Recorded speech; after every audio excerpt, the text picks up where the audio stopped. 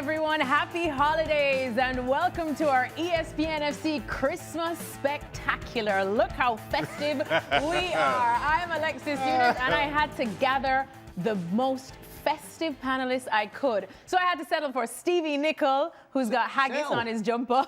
We had to coax Stevie into his jumper. Also, it's a bit tight for you this year, isn't it, Stevie? Oh, God. No, just keep throwing it. And Shaggy forgot to charge. My Christmas lights are dead, y'all. Christmas lights are dead. You're full of festive spirit, you, ain't you? Festive spirit, only because you were bullying me about my jumper earlier on. Well, for some more festivities, we got two more festive people. We've got Julian Laurence, who is joining us with his PSG Santa hat. We love to see it. And our resident Santa Claus, who we thought was in the North Pole, which is basically Norway. But Jan Agafjortov is joining us as well in just a T-shirt, Jan. No, it's not just a T-shirt. It's a I mean, it's a jumper. Look at all the Christmas. You know, you see Hugh Grant, see Lowe. I mean, I see the guys coming into Christmas. They have a white one on. So, yeah. I'm in there festive. Yeah, I'm in England. I'm in Windsor.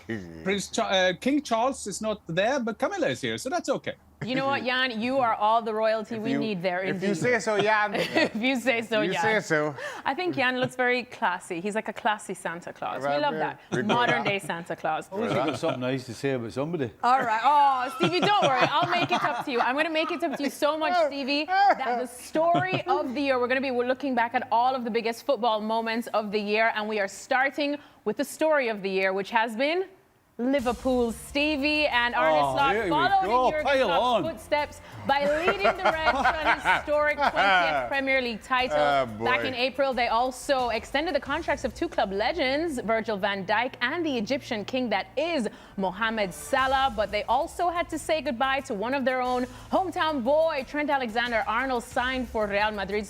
And that did not go over well with supporters. Then unimaginable tragedy struck in July as Diogo Jota and his brother Andre Silva were killed in a car accident while on vacation. Plus, Liverpool were able to splash some cash. Just look at the big name signings that they were able to get, including the saga that was prying Alexander Isak away from Newcastle, and those signings prompted many of us to expect Liverpool to repeat as champions, but they found themselves in a rut from September to November, losing 9 out of 12 matches in all competitions. And then Mo Salah, who usually doesn't speak out, gave a bombshell interview accusing the club of throwing him under the bus. Wowzers, he was eventually dropped for a fixture, and we are questioning if it's the last time we've seen Salah in a Liverpool shirt. Then more bad news, Alexander Isak got a broken leg after scoring the winner against Tottenham, and he will now be out for a couple of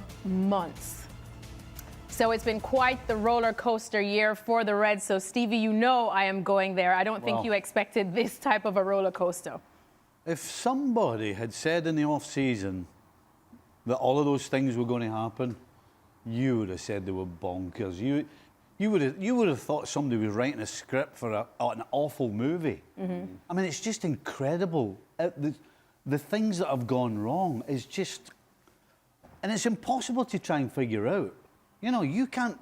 You know, you look at the signings, for example. You can't look at those signings and say, what were they thinking about? Why would you sign that guy? Yeah. I mean, you just wouldn't. Most teams on the planet, if they could, would have signed the majority of those players. There's no question.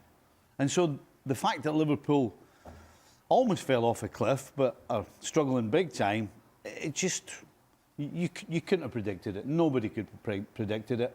And in fact, most of us were talking about how Liverpool had already won the Premier League before a ball was kicked. We absolutely were saying that, looking at all of the signings. I mean, Jan, I think we were definitely saying that when you look at exactly what Hugo Ekitike as well as Wirtz were able to do in the Bundesliga, and then you just compare it to, well, I suppose we could take Ekitike out of that because he has been scoring a lot, but you look at Wirtz and how he has just been in the headlines for Liverpool, but just not in the right way.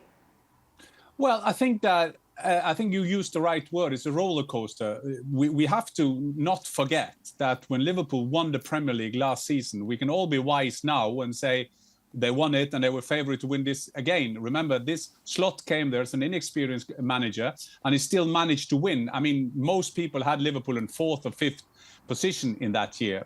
As for the new signings, Ekitike now shows how valuable he is, and it's the paradox now when Isak maybe is out till March, but he can play again. I mean, that is unbelievable good business to have 2 strikers in the same position. As for Florian Wirtz, I'm 100% convinced that he will turn into one of the best signings. I've said it for many months now. I will still stick to it.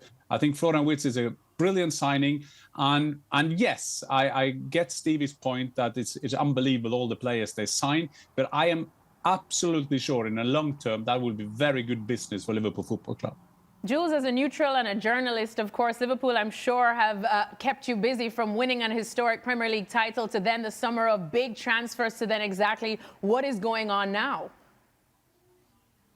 Yeah, incredible 12 months, really, when you think about it, from January to now, to December, on the field, off the field, all those things that they had to manage, the ones that they could control, like the transfer window, the spending, the ones that obviously they unfortunately could not control, like Diogo Jota, and everything, even some of the little things that they had to go through, the bigger things obviously mattered the most, but everything just had an impact. And sometimes, and we probably won't know exactly how much of an impact Diogo Jota's passing has had, or the Mo Salah outburst had, or some of those new signings and the lack of adaptation, or not as quick as we thought it could be. All of that, at some point, you has just an impact on your form on the pitch, on your form off the pitch as well, and all of that you have to manage. And the big difference for Slot, really, from one season to another, is the first season was so perfect almost that there was almost no issue to sort out, whereas now he's had so many things that he was dragged into to sort out, to find solutions, to find a way. And that, for him as well, is very different to his first 6 months at the club, for example. Chaka, how would you sum up Liverpool's year? I tell you what, it certainly was incredible. And as much as we've been here and covered all those incidents real time, seeing them laid out in the manner that it did, right after the other, it just seemed... Like it seemed like so much. It really did, to Stevie's point, like a really poorly written movie. And so you also... What we missed in that rollout is Liverpool's start to the season. Well, I think they went, what, 7 without losing, or winning 100%, winning all 7 without playing well. And the question then was, well, imagine when Liverpool do start to play well, how good this team actually will be.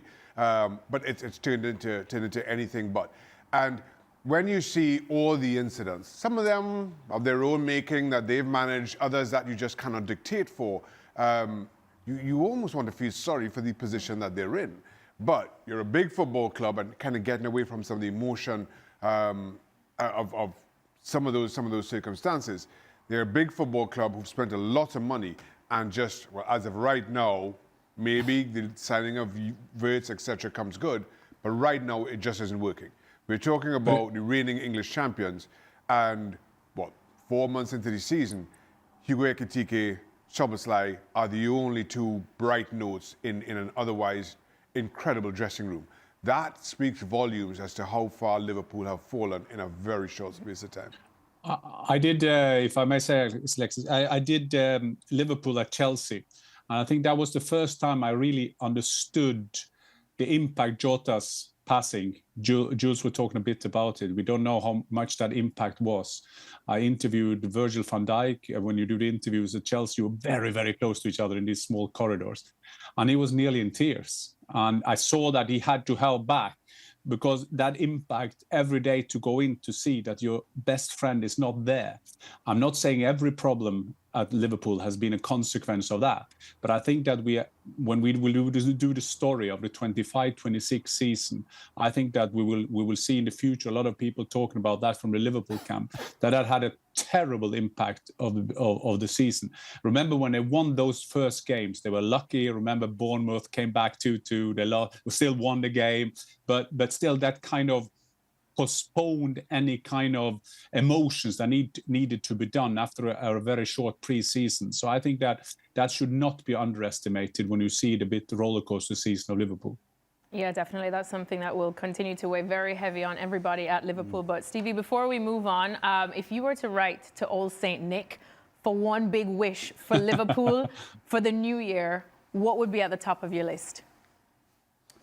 Man United get relegated. Stop, Stevie. I said four Liverpool. I said four Liverpool. If you don't want the answer, don't ask the question. I said four Liverpool. Oh, I beg your pardon. Sorry. Same answer. So, first of all, Man United to get relegated. I think that would cheer everybody at Liverpool up, quite frankly. I mean, that really would make it be a great Christmas present. I'm sure it would. Just to start things, just to get the ball rolling. But it doesn't fix things in your dressing room. Do you know, the only thing that I want to see is a Liverpool side playing as a unit and playing good football. And if they do that, then they will eventually start winning things again. Because they've got talent. They've got talent everywhere. I mean, as much as we're talking about the back line doing this and making mistakes, they're all talented players. So if they can get the cohesion going, it's the only thing I'm looking for. I'm not being greedy. I'm not looking for 4 things. 2 will do. You know, the first one and the second one is just to be able to watch them playing good football. And after that, fans will accept not winning every game. But when you sit and watch good football and you watch your team playing well, then you will take the fact that sometimes it doesn't work out over sitting on the edge of your seat every single time they step on the field and panicking every time the opposition, regardless of who it is anywhere near the box. That's all I'm wanting.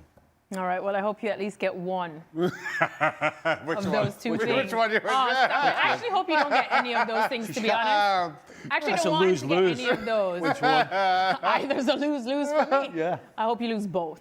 Anyways, let's move on, shall we? Let's talk about Chelsea, because this summer they were crowned world champions because we had another big change to the football calendar. The FIFA Club World Cup was added to what was an already slammed football calendar. It took place all over the USA in the summer, and we saw, look, the good, the bad, and the ugly of it. One good thing was that it brought the game to fans that don't normally get to see this level of star power and some of the biggest clubs in the world. But then we saw some horrible injuries as well, for example, to Jamal Musiala, that have had such knock-on effects as well. And we are still seeing some injuries, which has become a huge talking point. So I'm going to get the panel's verdict on it. Do you see it being a success, Jules? Let me start with you. Or would you just be happier to bin it off? I mean, being it off, it won't happen anyway. So you know that every 4 years now we'll have the Club World Cup. So this is clear. So now let's try to make it as good as possible, which, like you said, Alexis, there were some good things in this first one last summer. There were some things that clearly, from the ticketing to the times of kickoff, some of the stadiums, if you can try to avoid the extreme heat or the suspension of play because of the weather, then already this is going to be better. So as every first thing, really, you know there's a lot of room for improvement. And I just hope that FIFA, who now have 3.5 years to get it better for the next edition, wherever that will be, you know, whether it be again in the US or somewhere else, it doesn't matter so much, but you would hope that they will learn the lessons from what didn't go that well last summer to make it a better competition, because I think it could be good. It could be good, but again, there's room for improvement. Room for improvement, and it could be good. Jules, a bit hopeful there for that one. Jan, where do you start in this debate? Well, first of all, I feel sorry for PSG because they won only the Champions League, and Chelsea being the Club World Cup. I mean, they are the best team in the world, so I feel sorry for PSG. I'll have to start there because they had a great season, and then Chelsea just top it with that win in USA. As for the learning of mistakes, Jules, I follow you. Having said that, when we saw the ticketing start, at least at the real World Cup, if I may say so, it doesn't seem that they were quick learners. But I think that this will stick. I think what was also be in my, not to try to always put our European glasses on. When I saw the South American, especially what they did in the Club World Cup, very impressive. I love the passion. There were some great games there. And yes, the European clubs will complain about playing too much, but I think that is also a job of FIFA to bring also the great moments around. And if we'll have an improved FIFA Club World Cup, I think that this will get better. Chaka, what did you think of it all? I'm a little bit on the fence with this one. I take Jan's point too. I feel like this meant a lot more to countries outside of Europe than European clubs for obvious reasons. And every version of the Club World Cup seems to have that effect. But I appreciate that FIFA are, well, one, trying to grow the game and bring more corners of the Earth's game together as they did, and I think that's a good thing. The issue for me, and again, Jan touched on it, is the number of games that we're asking players to play, wherever you're from. So there has to be some kind of a balancing act. World Cup is not going to go anywhere. No. The continental competitions are not going to go anywhere. So that leaves 2 summers to try to fit something in. Now, either you smaller the continental and World Cup competitions so that there are less games in those, and small on this so that there are less games. So you aren't asking players to play as much as they are, and somehow even ask the same of the domestic leagues. But neither of those are going to happen. And more to the point, they continue to expand. So while you see value in it, you only see the World Cup getting bigger. You only see the continental competitions getting bigger. Where's the line in the sand here? And I just feel that for as good as it was, common sense has to come into play at some point. Stevie, I see you shaking your head. Oh, Bennett, absolutely Bennett. I mean, I really, you know, we kind of talk about it as if FIFA are interested in it. You know, Shaka's saying, well, FIFA, they want to expand it and include everybody. But they don't really. All they want to do is make money. That's all they're only interested in making money. And Jan's talking about all the stuff they've learned. Well, they haven't learned a jot, because you look at the World Cup, and it's going to be the same fiasco again. You know, I mean, it's just nonsense. Absolutely get rid of it. And even when they have the Club World Cup, all of a sudden, what happened a couple of weeks ago or last week? The Intercontinental Cup. So that's another game for PSG. I mean, it's just nonsense. If you have to have some sort of crowning of the world champions, then have your European champions and your South American champions. Which we do already. Intercontinental Cup, which you do already. So, yeah, I'm sorry, Bennett. They have no interest in the players whatsoever. It's quite clear. They couldn't care less how many games the players play. And the last thing I'll say is the players' union should be ashamed of themselves. The players' union should be up in arms and telling players not to play in it.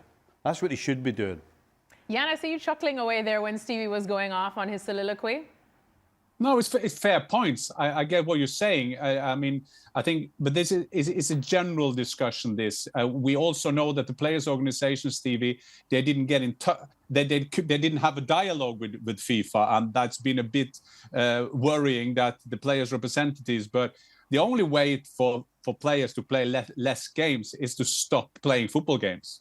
But they are employed by the clubs, and the clubs vote for this. They send the representatives to the organization, but we can talk a lot about governing bodies in sport, and we know that is a soap opera of Dynasty and Dallas level. All right, well, there probably won't be much more talk about this on the next edition of ESPN FC, but there will be a lot of looking back at the game of the day. That will be Boxing Day, the 26th of December, and we'll be looking back at Manchester United's game with Newcastle. Well, from the Hislop Nunes Clasico to the real Clasico, we have thoroughly enjoyed what is one of, if not the biggest rivalry in world football. And I mean, Jules, even though earlier on in this year, for the first half, it was very heavy, Barcelona winning it all, but then the most recent one, we did see Real Madrid finally get to land a punch on Barcelona, and then things just kind of got uglier, but in a good way for us neutrals. We're seeing, you know, players really getting at it again in the dugout. It kind of brings us back to the good old days of the Clásico, or maybe the days of when Jose Mourinho was there and loved to stir up the pot as well. It just finally feels like the rivalry and the bad blood in this rivalry is back. Yeah, I think you're right, Alexis. I think last season when Barcelona owned Real Madrid and owned the Clásico, let's be honest, there's no other way of putting it. They were far too good, far too dominant, far too strong, far too Lamine Yamal and Rafinha, if you want, against not much really from Carlo Ancelotti and his boys at the time. With Xabi Alonso coming, and they won that game, the last one, the one that we saw, the 2-1, with a lot of beef at the end between Vini and Lamine and Carvajal and Lamine, before the game, after the game, a lot of tension, and And we said on the show many times, we like it. Not just because we're the right holders, obviously, but also because that brings something a bit extra, that extra spice to a game that is already the biggest game in world football anyway. But if you have a bit of spice of Lamine talking pre-Clasico, saying that Real Madrid cheats sometimes and this and that, and then obviously Carvajal after the game, after the win, coming to see him and say, I didn't like what you said. All of that, I think, is, in a way, is very good, certainly for the viewers, for us. So it was great. It was not the most vintage of games, let's be honest, but Real Madrid won and they had to win because another defeat, that would have been properly humiliating. Yeah, and you love some bad blood in big rivalries, don't you? Oh, I love it. I mean, for yeah. me, let's be honest. This is Gladiator. This is Colosseum. I mean, we are fortunate in our job. We see so many games. I sometimes sit in Premier League games and I watch Frankfurt play something in the Bundesliga. I will have my little iPhone going on and another game as well. But when we see the El Clasico, I mean, we have to be honest. We can love English football. We can love German football. This is something else. This is a level up. I love the rivalry. I love Vinicius Junior coming out again, having a fight. Rüdiger throwing his bottle. Yamal, 12 years of age, doing a blah, blah, blah, blah, blah. I love it. I love it. This is the best game on the planet. We can compare with any boxing fight, any Formula battle. This is the game, and I love El Clasico. I love it. These boys love some bad blood and scrapping as well. I mean, Shaka, even though we did speak out a lot and strongly against a lot of these instances that we saw, the Vinny Jr. going down the tunnel and then coming back out for a scrap, Rudiger as well, Lamine Yamal running his mouth off before, but it has brought something back to the Clásico. Yeah. Clásico is a drama. It's the entire show around the football game. The football game is ultimately the focus, but everything about the season kind of builds up to the two Clásicos, and then everything after is all you talk about for weeks. And to Jan's point, it really doesn't matter where you are in the world. El Clásico is footballing world stop, pay attention to one football game just for 90 minutes. It really just holds everybody's attention. And then to your point, Alexis, and everything around it. Because of what it means to these two clubs historically and the players. You generally have the best players on the planet all on the park at the same time, and the egos and the anger that kind of comes with that. It's pure drama with just a footballing background to it. CV, what have you made of it? Of course, you've played in some very feisty rivalries in your day, whether it's Merseyside Derby or Liverpool United. I've got to say, I love the drama on the field when the game's going on. Okay. The other stuff, I have no time for it. You mean the little fights that break out in the dugout? I mean, you're talking about a scrap and a fight. Yeah, I didn't see Henry hitting the ground. I didn't see anybody throwing Well, they were being held back, Stevie. We can't just let them throw punches. This isn't hockey. That's Stevie's definition of a fight. If an ambulance So they were all you glad. want to see punches landing. If there's no ambulance, that's not a proper They were all glad to be held back, let me tell you. You're more than Jan. You want to see punches landing. Do you see Vinny? Yeah. Vinny was giving it all that till somebody grabbed him and then he was giving it. Yeah, right. Well, no, stupid. So I want to see all that on the field. I want to see people. You want to see the punches on the field. Well, I want to see physicality, and I want to see chat, and I want to see that while the game's going on. But don't you feel the game also shows it? The games have been, apart from the last one, I suppose, but yeah. No, the games are fantastic. Loads of goals. We saw it all. It's the stuff afterwards that I think is a complete waste of time. And for me, it spoils the game. It spoils it for me. I would rather, Jan brought up boxing, I would rather knock lumps at each other for 90 minutes. What? And as soon as the game's finished, you do the right thing and you walk off, and that's it. And you shake hands. And you shake hands, and if you get beat, you take it into the next time that you face the guy. All this posturing and shoving and nonsense, it's not for me. Gotta have some drama. Not for me. You gotta have some drama. Plenty of drama on the game. It's like fighting I'm with you, when Jan. do the waiting. Drama. Please running about You know, Stevie, when you get into that argument. You do that one more time. Yeah. I'm telling you. One more. Just do it one more time. It's your last chance. Hold me back, hold me back, hold me back, hold me back. Yeah. But that's the feeling. I got Stevie's point. When Vinny comes on, I mean, he's not tall. I mean, he will not fight the big heavyweight. No. He wants someone to hold him back because he knows if he gets into a fight, then he's flat. So that is a part of it. But Stevie is a good old school when people were fair and square and you went to the players' lounge afterwards and say, next time I will kick you. Yeah. Okay, see you then. That's the 80s and 90s. You know who's one little warrior that would not back down from any fight, though? Gavi. Oh. Gavi, when he had that stare down or stare up with Virgil van Dijk, I was like, what a king, what a king. He fears no one. Can't wait to see him. Van Dijk was like that on his head. But he still stared. He's still Benny Hill. Somebody hold him back. Benny Hill, Stevie, Benny Hill. All right, well, there's plenty more drama coming from both Real Madrid and Barcelona when they return to action on ESPN+. This is what awaits them in January. It is the Catalan derby for Barcelona as they face their crosstown rivals Espanyol. That's on the 3rd of January, 2:30 p.m. Eastern Time is kickoff, and Real Madrid will be facing another Regal club in Real Betis on January 4th. All right, Julian Bronze. Wow. Another year. Same. What was that? He looks so French there, didn't he? He still looks very French, especially with his PSG Santa hat. Well, we made Jules give us his best 11 of 2025 because we do not care for the FIFA one. So, Jules, walk us through it.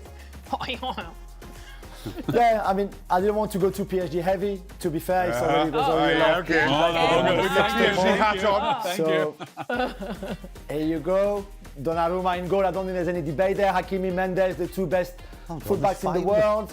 Pacho has been excellent in 2025, and it was between Saliba and Van Dijk for the second one. But because Saliba is Paris born and bred, he got the nod ahead of Virgil van Dijk. The midfield three, again, I think Joao Neves and Fabian Ruiz were very good with Vitinha, but Vitinha, outstanding, maybe the best player in that position right now in the world. I went for Rice and Pedri, who's been a magician in 2025.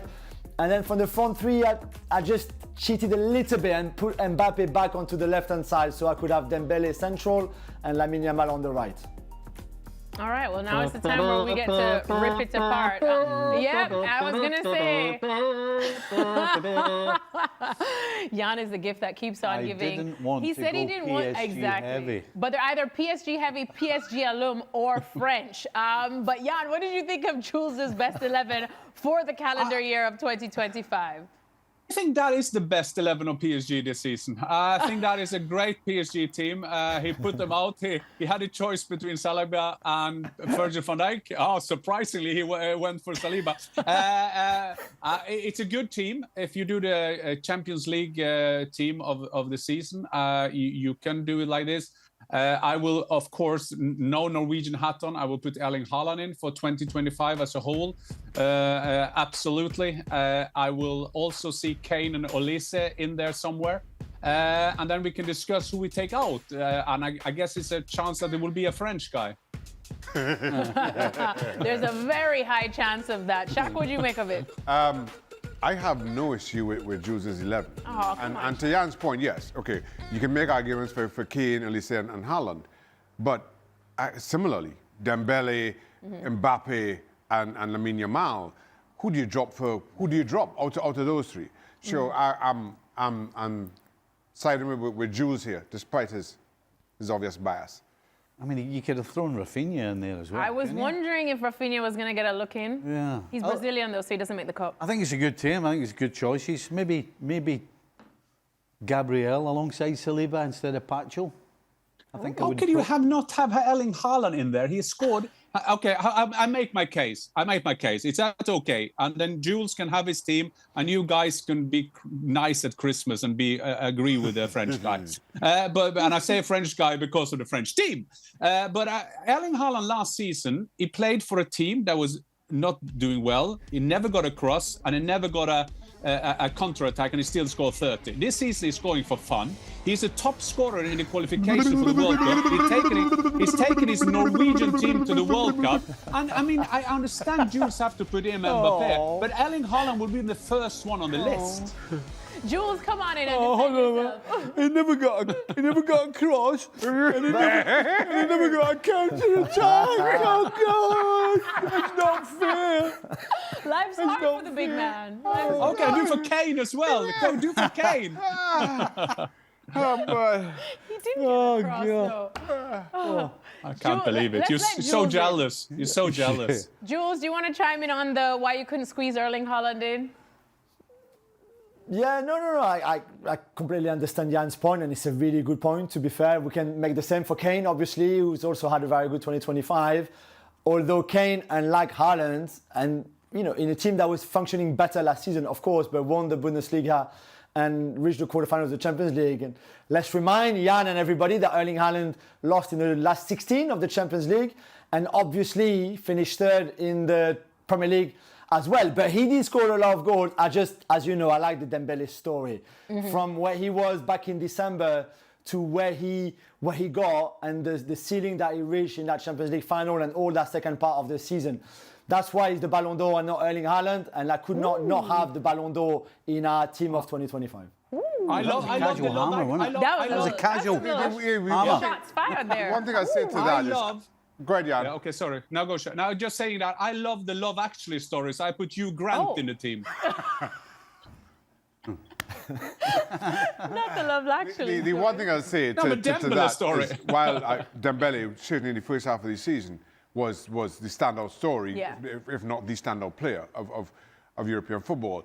Just, I wonder how much injuries of late have kind of taken off from his 2025 in terms of that icing on the cake. I just wonder if, again, just missing as often as he has been over the last month or two has taken a little bit of the gloss off of what has been an outstanding year. Well, it's perfect timing that we've been talking about Ousmane Dembele, because now we're going to go to the Player of the Year as crowned by our panelists. We had everybody vote on this panel right now, and this is what the results said. Dembele, yep, despite what Shaka said, he still reigns supreme in their minds, followed by Kylian Mbappé, Erling Haaland, Jan only in at number 3, Harry Kane at number 4, and Rafinha finally getting at least some love from our panel here.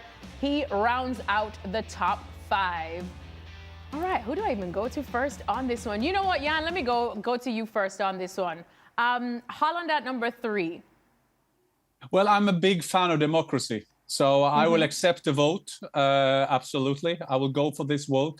I understand what's been said. I understand that people feel that they have to make Mbappé. I love the Dembele story as well, but I'm a bit with Xhaka because if you can see my list, I haven't even Dembele in my team.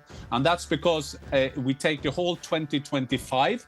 If you only did the Champions League, he was fantastic. And I followed this kid since he played at Dortmund.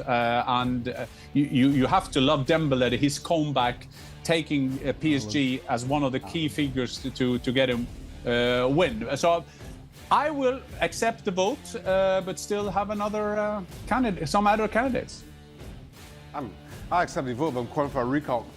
Oh. What do you feel should be changed, Shaq? No. So, well, you see my vote there. And Yeah. again, a lot of my vote has to do with I'm going to guess recency bias and in taking the entire year into context. As I mentioned, if you talk about the first half of the year, I think that my top 3 looks completely different. But just taking the calendar year into account, and again, I felt Dembele's injuries in the second half of this year, and then Harry Kane and how good Bayern Munich have been this season.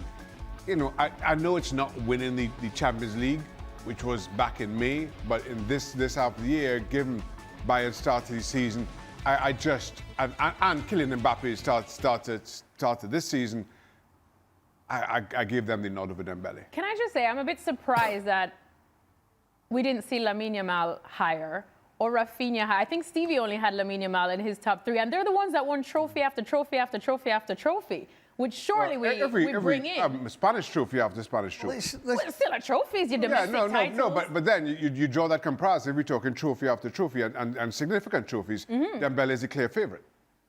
Well, Dembele, I think no arguments from me there, but Lamine, maybe Rafinha even a little higher on that list, maybe even higher than a Kane.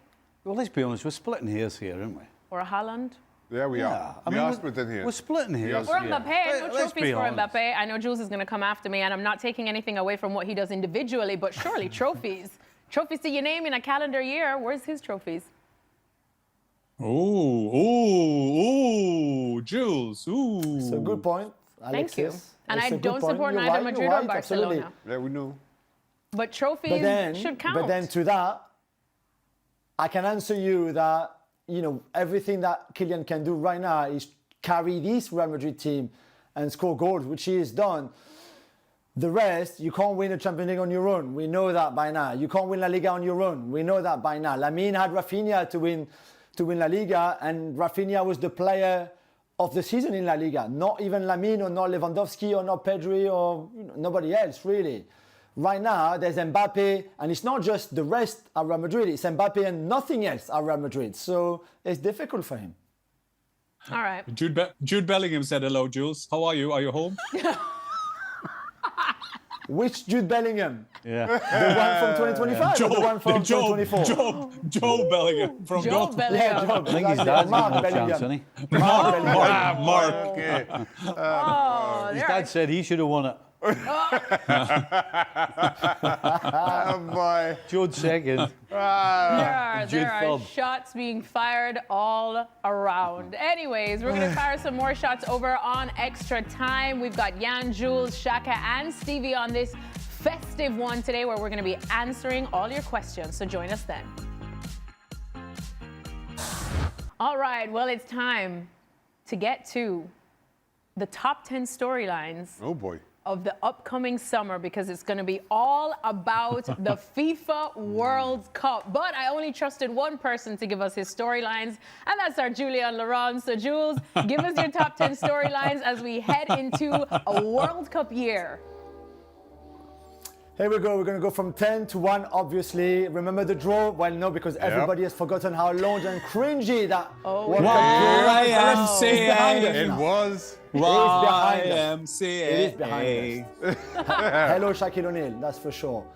In ninth, we decided to go for what is going to be a first ever, and no surprise, it's in the US, but in the World Cup final on July 19th this year, we will have a show at halftime like the Americans do it so well in the Super Bowl. So instead of having a halftime break of between 10 and 15 minutes, we'll have something over 20 minutes. The players will have to get used to it. In 8th, we discussed it at length on the show. Shaka and I were not too on agreement on that, but we have had seeded teams for the bracket. So England, Spain, Argentina, and France were all seeded, which meant they could not face each other before the semi-final if they get there in the top of their group, which we felt it was a little bit unfair. In 7th, the new water breaks that will be introduced during the World Cup. It's okay for players to drink halfway through the first half and the second half. However, each of them lasts 3 minutes. That's a timeout in basketball.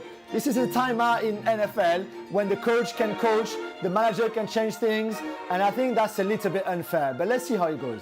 In 6th place, we decided to go for all those great stories about the teams that qualified, from Uzbekistan to Jordan, to Curacao, to Haiti, to Cabo Verde. We will have new teams, new players, new fans who will discover the World Cup, and that's a wonderful thing.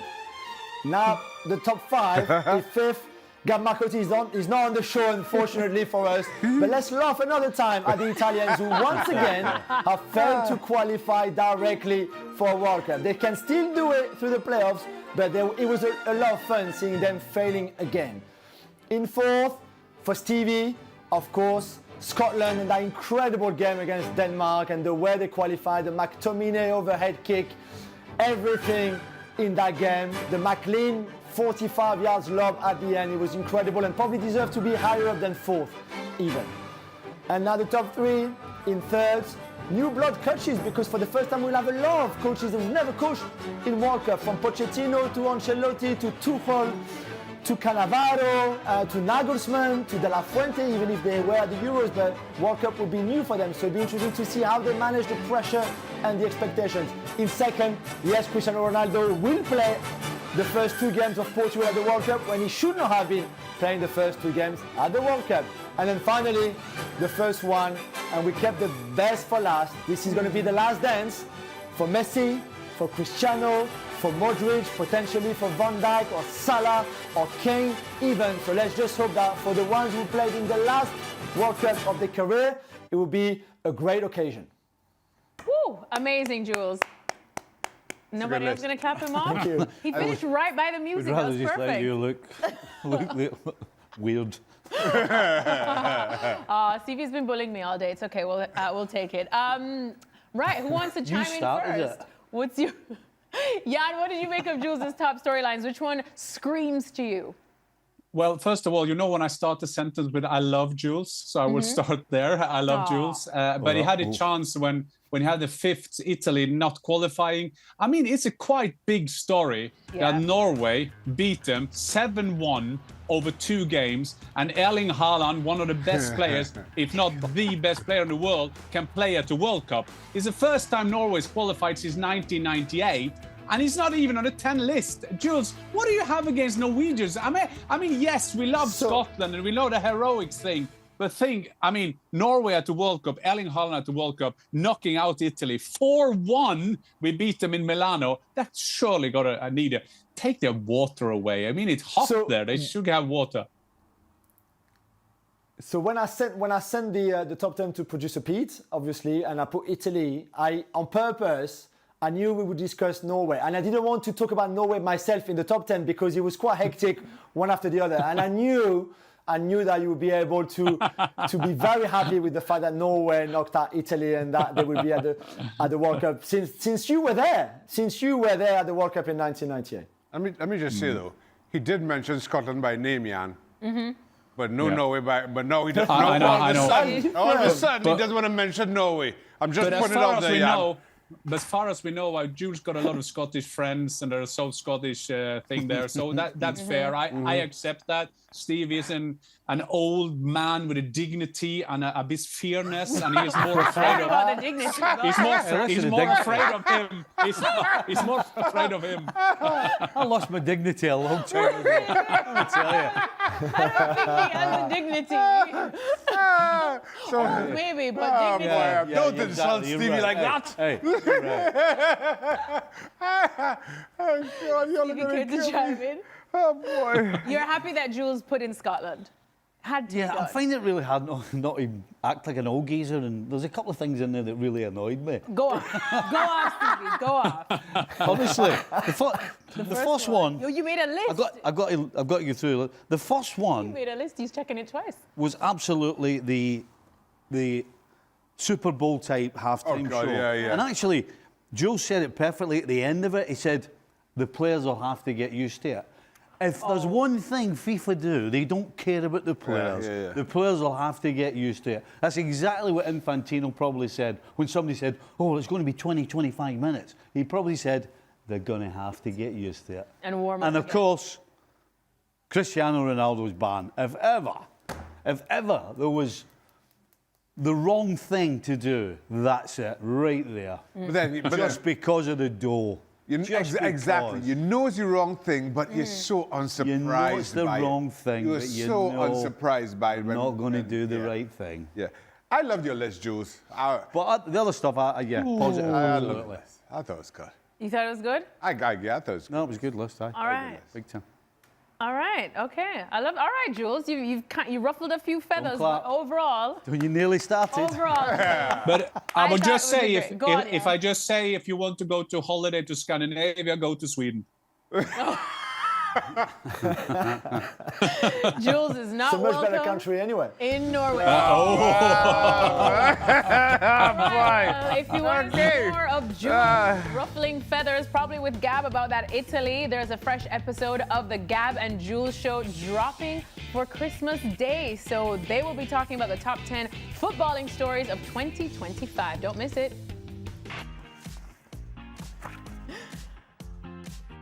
All right, welcome into Extra Time. Stevie, did you want to finish your Yeah, conversation? producer started rolling the Our music. producer Mid-answer, you got the music there. Stevie's Like, like wrap it up. words to explain. What's like the Oscars? Like, let me What's like the finish. Oscars? Yeah, let me finish. Just custard pie me right in the face. Yeah. I need to thank my agent, I need to thank Stevie said, do you want to know which goal I thought was the best? Press the button, press the music. No, we don't. That's our producer saying, no, we don't want to know what you thought was the best. Producer Pete says he doesn't have any more time for this. All right, let's get into the first question, which is a bit of a wordy one, Complicated. but it's a bit complicated and it did stump us. So, this one, who is this year's Rudolph player that no clubs wanted to play in their games until the right manager or Santa brought out their best to star for a club and change some opinions? So I have an maybe a answer. nice redemption story. I have an answer. I know. Anthony. Oh, you love you some Anthony. How many of these are going to be actual, like, ex-Man United players? Exactly. All of them. Jack All right, Grealish. pile I it will on. throw in Jack Grealish. Okay. Jack Grealish, I mean, he won the treble with Manchester City.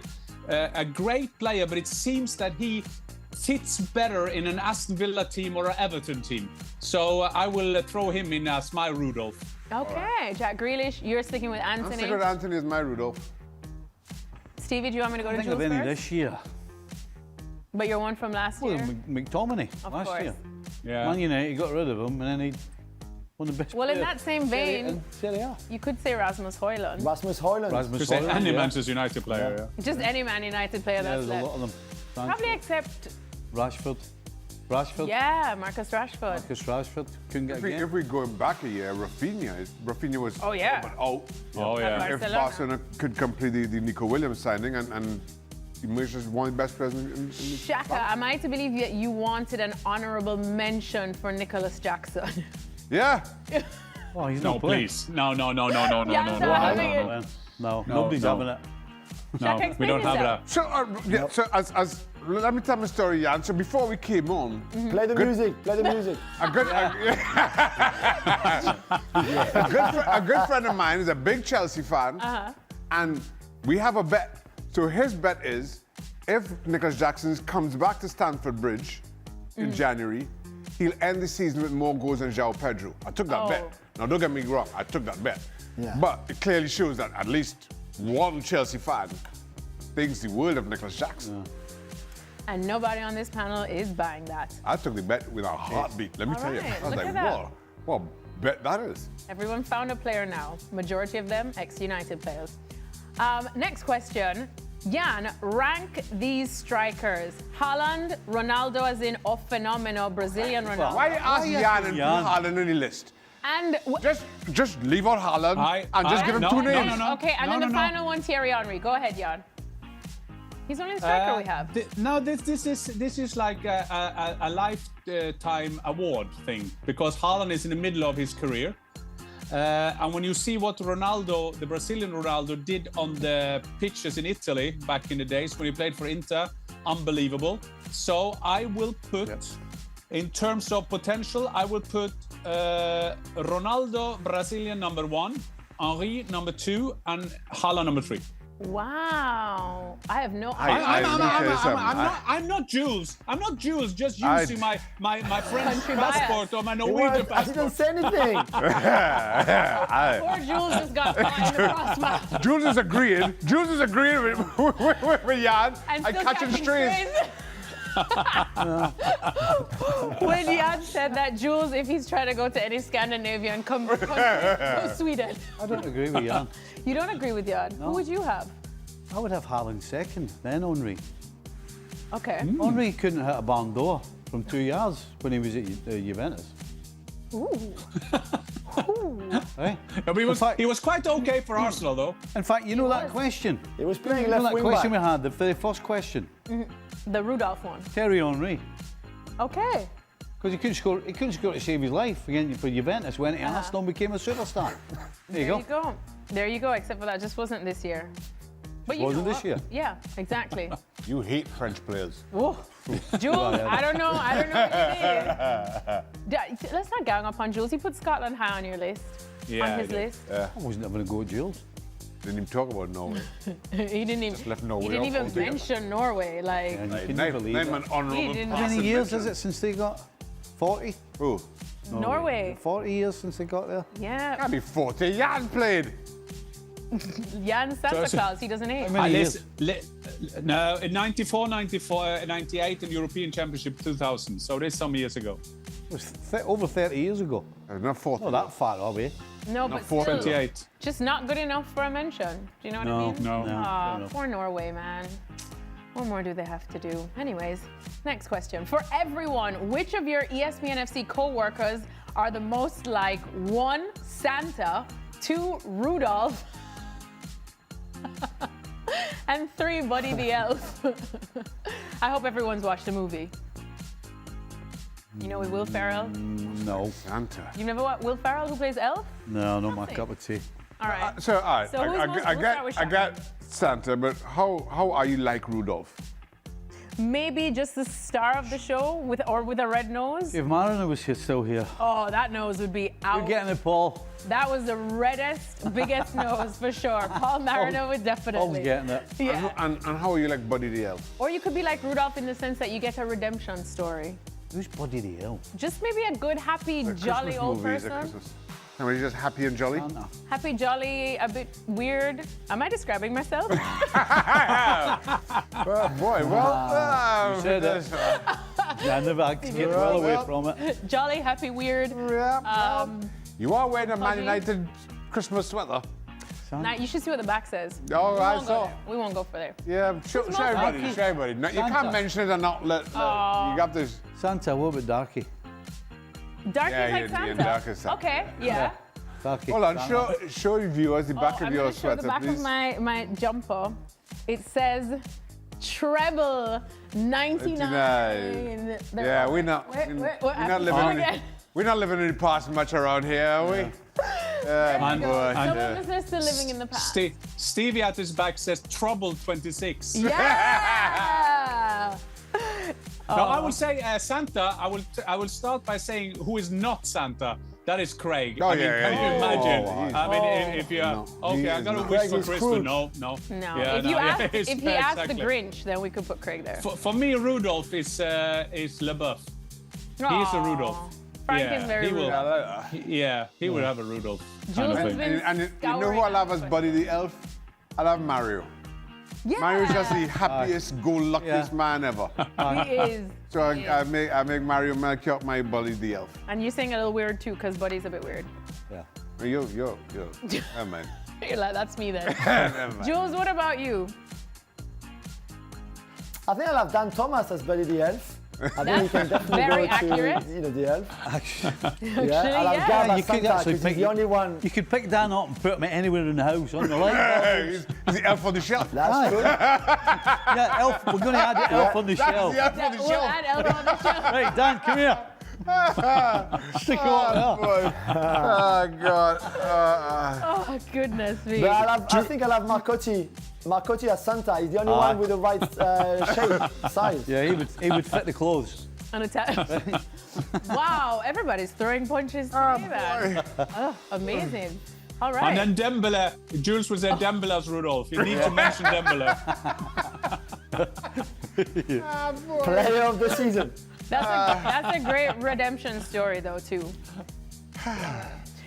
All right, next question. What is your favorite Christmas song? And are you allowed to play Christmas music before or after Thanksgiving for Americans? In Europe, do you wait until December to start playing Christmas music? Oh, wow. That's 3 in 1. I can start there. I can start there because we in our family we start 1st of December. So the 24th of December, Michael Bublé is the most unpopular man in the world because I've heard him singing 6,000 songs before Christmas Eve.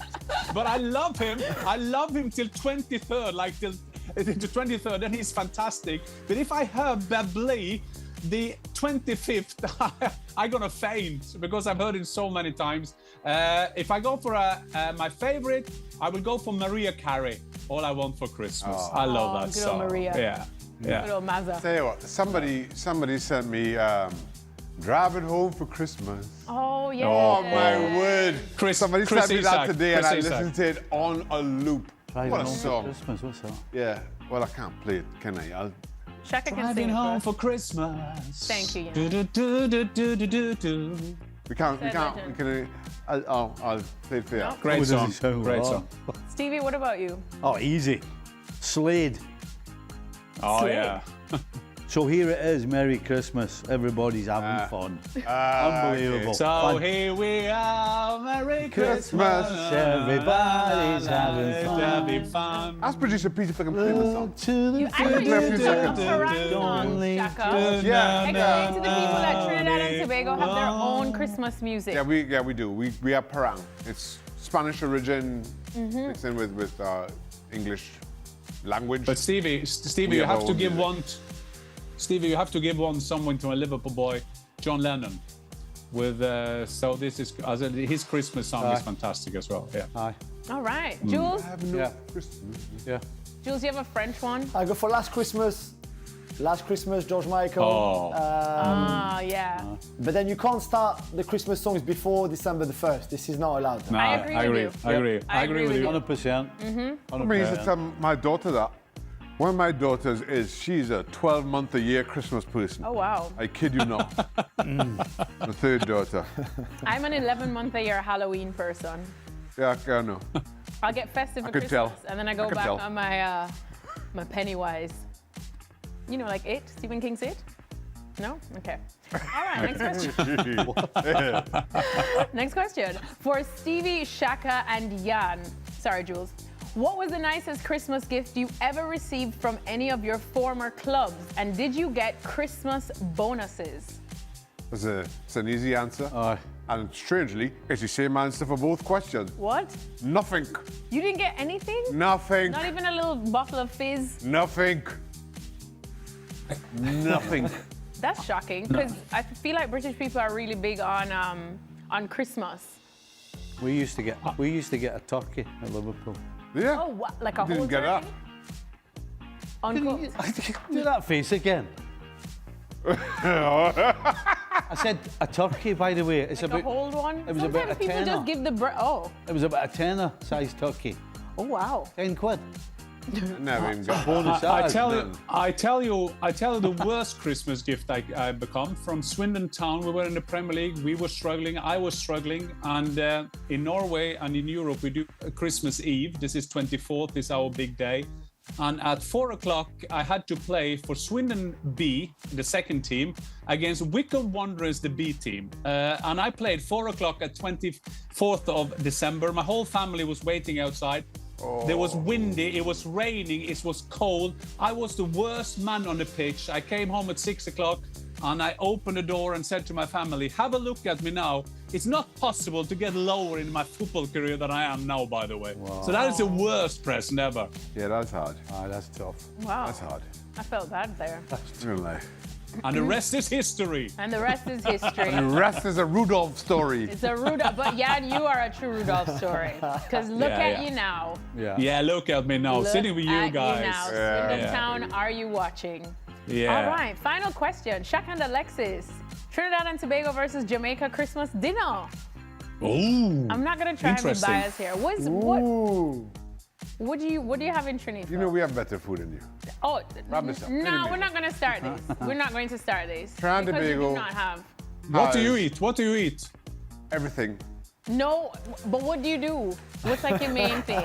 I think for us, we'll do curry goat. for Christmas We'll do specifically, oxtail. a Christmas, something that we have on Christmas and nothing else, pastels. Yeah, that's nice. Yeah, pastel. Yeah, I know. Pastels, what's that? It's kind of like a tamale. Yeah. What is So tamale? it's a meat in a In like corn a case, corn, a corn yeah. casing. You grind down the corn. I got a big one for Christmas. I didn't know how well versed you were with tamales, Stevie. Oh, me and tamales. I feel like we do oxtail, we do curry goat. Some people will do ham. We do ham. We do rice almost and specific- gungo peas, which we is do like a ham for different Christmas, pea. and we Gung- don't gungo generally. peas. Gungo peas. Gunga peas. Gungo peas. Yeah. It's a different. It's a kind of pea. It's We more call like them a pigeon pea. peas. We call They them Oh, I call think them it's pigeon in peas. We Trinidad. call I got the them pea gungo bit. It Yeah. was the pea bit I got. I didn't know the gunga bit. Rice and gungo peas. I'm gonna It's make just a some type for of you. it's just a type of pea. We use a lot in the Caribbean. And we make it in rice with like Close in the coconut pea milk. bit, right? And we generally only do a ham for Christmas. So ham is Yeah, we only really do specific. ham for Listen, Christmas. Trinidad and Tobago, we have Going ham fantastic. for It's not even a competition. Christmas. It's not, Jamaica would win all day, every There's- day, as we you- tend to do no, in pretty much You all everything. have good oxtails, including do on good the jerk pitch, off chicken, the but that's it. That's it. That's it? Good oxtail, Shaka good jerk patties? chicken. Shaka patties? Play the Where is music. your soup from today, Shaka? Is it not a Jamaican Play the restaurant? music. Did I never see you just Trinidad and Tobago has the Jamaican best soup? food. Play the music. But Shaka stays living at our Jamaican restaurants, buying up our food. So you know what? Case closed. Play the music. Trinidad and Tobago has the the best music. food. Play the music. And I will, Jamaica would I win. will just say at the end, before we say Merry Christmas, Jules, if you come to Norway, I will give you the best time of your life. Jules, that sounds like a I threat. can't wait. That's it. I'm on my way, my friend. Jules, I think that's Stay away. Stay away, Jules. Right. Stay away. Jules, are you a fan But of you Norwegian you have food? to bring Dembele. You have to bring Dembele. I'll bring Dembele. Between Jamaica, Scotland, Trinidad and Tobago, and Norway, I go to Norway straight away. There's no discussion. Oh, okay. I want to eat boy. Trinidad Tobago. I have no Yeah. clue what he talked about, but I want that. I want that food. Come on, come for carnival. Don't come to Scotland, Jules. We won't let you. Really. Come for carnival. Yeah, that, Yeah, come to Jamaica. We will treat you very well. I will love to come there. I Thank made you. my I'll come to debut in Jamaica. Grenada. I did for Norway. I played my first game in Yeah, Grenada. that's and I around played the corner- that's Santurce, around the corner from Guadeloupe, Trinidad. Yeah. and Skip on a Martinique. jump. Yeah. The Spice Isle. See you. See you there. I'll be missing for a couple of weeks in February. I've already put in for my time off. For Carnival? Play the music. Shaka, I asked you if you were going Carnival. Play the music. Anyways, music, play ESPN the FC music. will be back on Boxing Day. Make sure to join us then.